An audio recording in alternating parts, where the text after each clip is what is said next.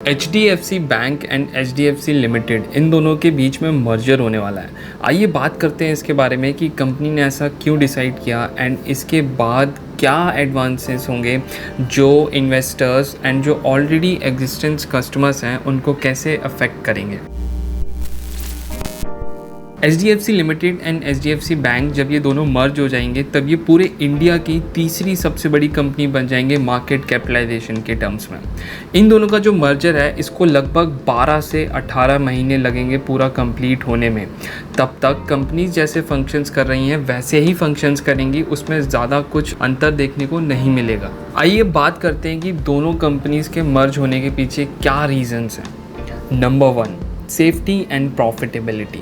जब दो कंपनी साथ मिलके एक कंपनी बनाती हैं तब शेयर होल्डर्स का जो ऑलरेडी एग्जिस्टिंग शेयर होल्डर्स होते हैं उनका उनमें भरोसा पड़ता है एंड जो शेयर्स होते हैं उनके दोनों कंपनीज़ में या फिर किसी एक कंपनी में वो रीऑर्गेनाइज होते हैं, तो वो एक पॉजिटिव इम्पैक्ट होता है शेयर होल्डर्स के ऊपर। टैक्सेस, जब दो कंपनीज़ एक बन जाती हैं तो काफ़ी बार ऐसा होता है कि जो टैक्स लायबिलिटी होती है दोनों कंपनीज़ के ऊपर जो कि एक कंपनी बन जाती है वो कम हो जाती है कंपैरेटिवली जो दोनों इंडिविजुअल एंटिटीज़ को अलग अलग पे करना था पहले। स्ट्रॉन्गर एंटिटी, अनदर रीज़न जो ये माना जा रहा है कि जब दो कंपनीज़ यानी HDFC limited and HDFC bank दोनों मिलके जब अमेलगमेट हो जाएंगी एंड एक कंपनी बन जाएंगी यानी HDFC लिमिटेड जब HDFC बैंक में मर्ज हो जाएगी तो अलग अलग रह के वो उतना स्ट्रॉन्ग या उतना पावरफुल नहीं है जितना वो साथ रह के हैं।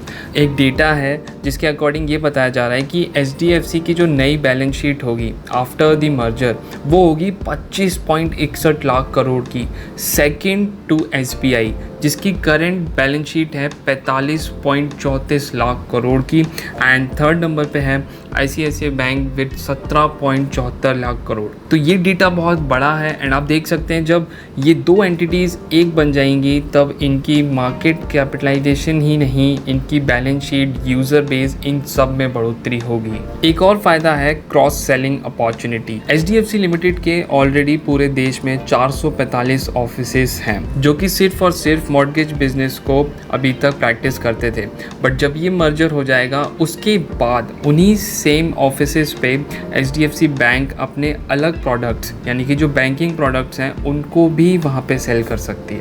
इनफैक्ट ये ही नहीं, जब ये मर्जर की अनाउंसमेंट हुई थी तब दोनों के स्टॉक प्राइसेस में लगभग 5% का इंक्रीज़ देखा गया था।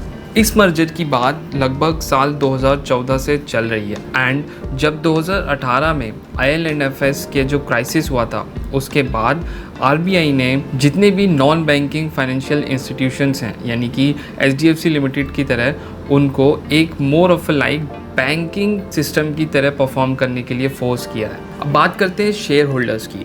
HDFC लिमिटेड में जिनके 25 शेयर्स होंगे मिनिमम उनको HDFC बैंक के 42 शेयर्स मिलेंगे with face value of 1 rupees each. HDFC की जो स्टेक है 26% की HDFC बैंक में वो कम्प्लीटली एक्सटिंग्विश हो जाएगी एंड उसके बाद HDFC bank will be owned by public share holders 100%। यानी कि आफ्टर द मर्जर होगा क्या, जो HDFC बैंक की जो ओनरशिप होगी वो पूरी पब्लिक के हाथ में होगी। इस पे चेयरमैन ऑफ HDFC यानी दीपक पारेख ने कहा, change is inevitable but is welcome when it is beneficial to all the stake holders.